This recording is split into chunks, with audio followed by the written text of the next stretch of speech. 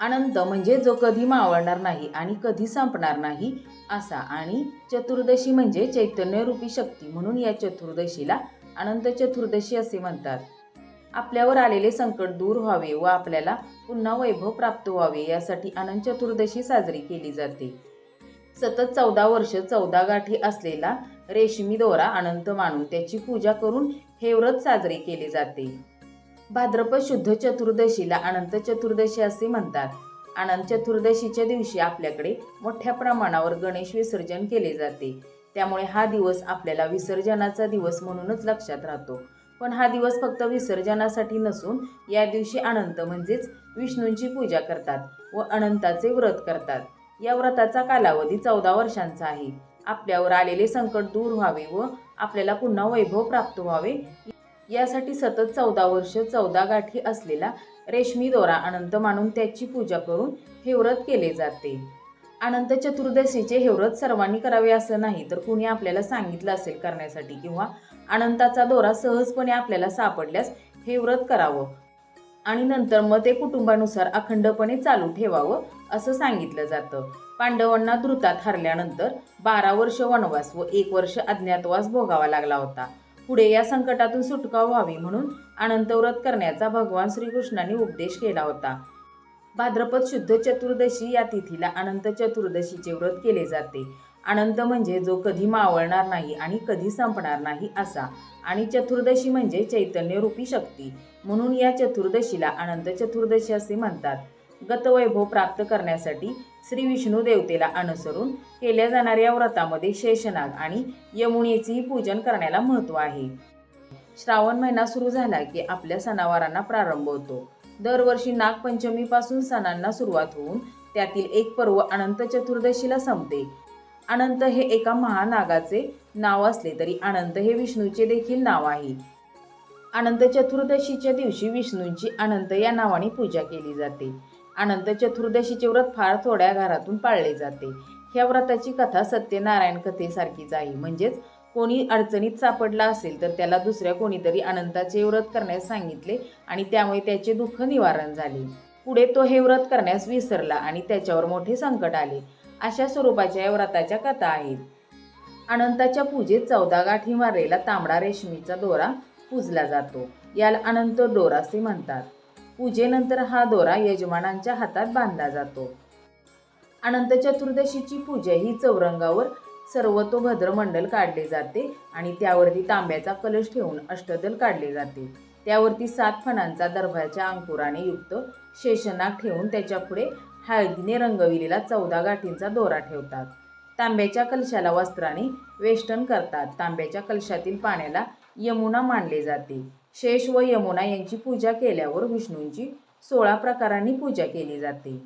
अंगपूजा, आवरण पूजा, नामपूजा अशा आणखी अंगभूत पूजांचा यात समावेश केला जातो. पुष्पांजली झाल्यानंतर लगेच अर्घ्य दिले जाते. प्रार्थना करून झाल्यावर 14 गाठींचा दोरा हातावर किंवा गळ्यात बांधला जातो. वडे आणि गाडगे तसेच 14 प्रकारच्या भाज्या अशा प्रकारच्या पंचपक्वानांचा नैवेद्य दाखवून व्रतदेवतांचे विसर्जन केले जाते. अनंत व्रत करण्याचा दिवस म्हणजे विष्णुरूपी शेषनागाच्या आशीर्वादाने कार्यरत करण्याचा दिवस मानला जातो. त्या दिवशी विष्णूंच्या क्रियाशक्तीरूपी लहरी कार्यरत होत असून शेषदेवता विष्णूंशी संबंधित असलेली पृथ्वी, आप आणि तेज या लहरींचा उत्तम वाहक मानली जाते. त्यामुळे शेषाला या पूजेत महत्त्वाचे स्थान दिले जाते. अनंत चतुर्दशीच्या व्रताचे काही नियम आहेत.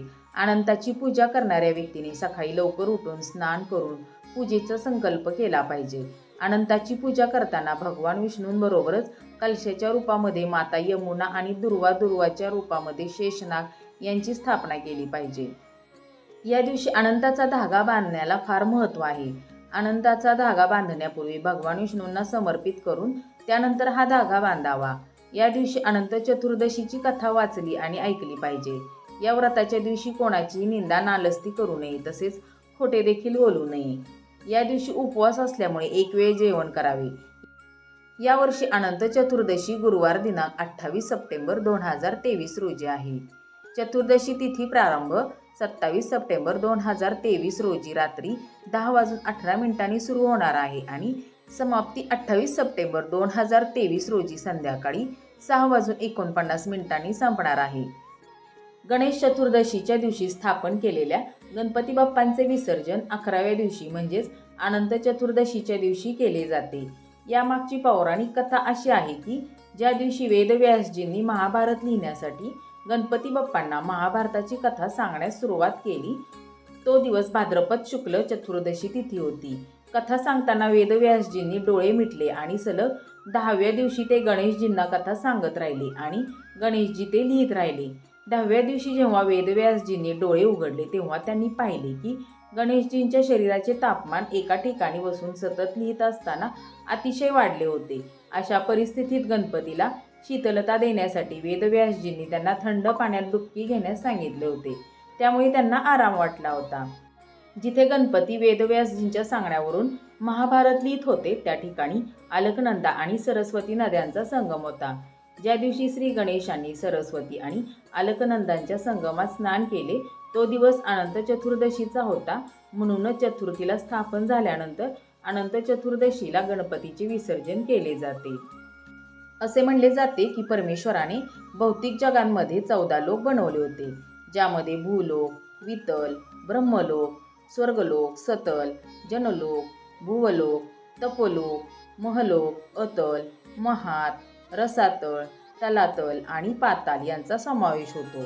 मानवी शरीरात 14 प्रमुख ग्रंथी असतात. या ग्रंथीचे प्रतीक म्हणून अनंताच्या दोऱ्याला 14 गाठी असतात.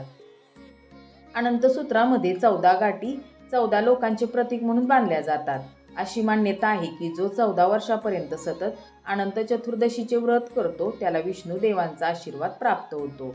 महत्त्वाचे म्हणजे अनंताचा दोरा हा पुरुषांच्या उजव्या आणि महिलांच्या डाव्या हातात बांधला जातो.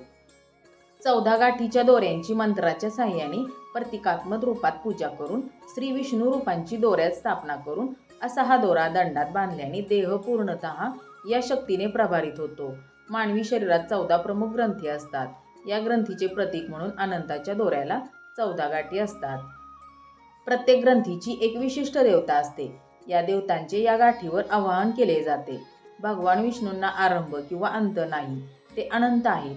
14 जणांचे रक्षण करण्यासाठी श्री विष्णूंनी या दिवशी 14 रूपे धारण केली होती. त्यामुळे या दिवसाला अनंत चौदस असेही म्हटलं जातं. पुढच्या वर्षी जुने दोरे विसर्जित करून मंत्रोपचाराने प्रभावित नवीन दोरे बांधले जातात.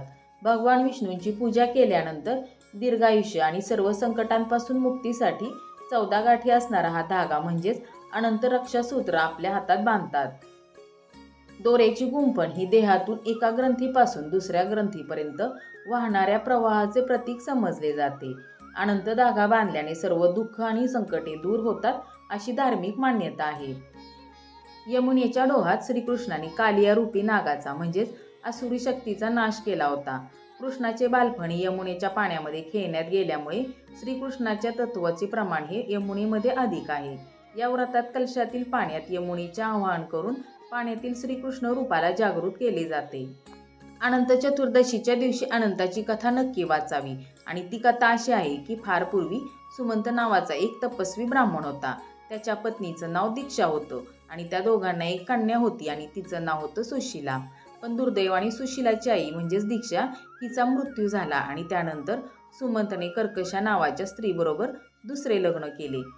त्यानंतर सुशीलाचा विवाह सुमंतने कौंडिन्य ऋषींसोबत लावून दिले आणि लग्नाच्या वेळी मुलीला काहीतरी द्यायचे असते म्हणून सावत्र आईने कर्कशाने जावायला काही विटा आणि दगडांचे तुकडे बांधून दिले. ऋषी दुःखी मनाने आपल्या पत्नीसह आपल्या आश्रमाकडे निघून गेले. जात असताना रस्त्यामध्ये रात्र झाली आणि त्यांनी एका ठिकाणी मुक्काम केला. सुशीलाने बघितले की या ठिकाणी स्त्रिया सुंदर वस्त्र धारण करून कोणत्या तरी देवाची पूजा करीत होत्या. सुशीलाने त्यांना विचारले, त्यावेळी त्या स्त्रियांनी तिला विधीपूर्वक अनंतव्रताची माहिती सांगितली. सुशीलाने तिथेच त्या व्रताचे अनुष्ठान केले आणि 14 गाठी असलेला दोरा हातात बांधून कौंडिन्य ऋषींजवळ आली. त्यांनी या दोऱ्याबद्दल विचारले असता तिने संपूर्ण गोष्ट त्यांना सांगितली. त्यांनी तो दोरा तोडून अग्नीत टाकून दिला. त्यामुळे भगवान अनंताचा अपमान झाला आणि याचा परिणाम असा झाला की ऋषी दुःखी राहू लागले. त्यांची सर्व संपत्ती नष्ट झाली आणि त्यांनी आपल्या पत्नीला दारिद्र्याचे कारण विचारल्यानंतर सुशिलाने त्यांना दोरा जाळून राग केल्याच्या गोष्टीची आठवण करून दिली. या गोष्टीचा त्यांना पश्चाताप होऊन ऋषी या अनंत दोऱ्याच्या प्राप्तीसाठी रानात निघून गेले. अनेक दिवस रानात भटकत असताना निराश होऊन ते जमिनीवर पडून गेले. त्याचवेळी अनंत भगवान प्रकट होऊन म्हणाले की हे ऋषी, तू माझा तिरस्कार केला होतास, त्यामुळे तुला कष्ट भोगावे लागले, तुझ्यावर दुःख कोसळले. या गोष्टीचा तुला आता पश्चाताप झाला असल्यामुळे मी आता तुझ्यावर प्रसन्न झालो आहे. आता तू घरी जाऊन विधीपूर्वक अनंताचे व्रत कर. 14 वर्षापर्यंत व्रत केलेस तर तुझी सगळी दुःखे दूर होतील, तुला धनधान्य सुख संपत्ती लाभेल. हे ऐकताच ऋषी घरी गेले आणि त्यांनी तसे ते व्रत केले. त्यामुळे त्यांची सर्व दुःखे दूर झाली. त्यांची या सर्व क्लेशापासून दुःखापासून मुक्ती झाली.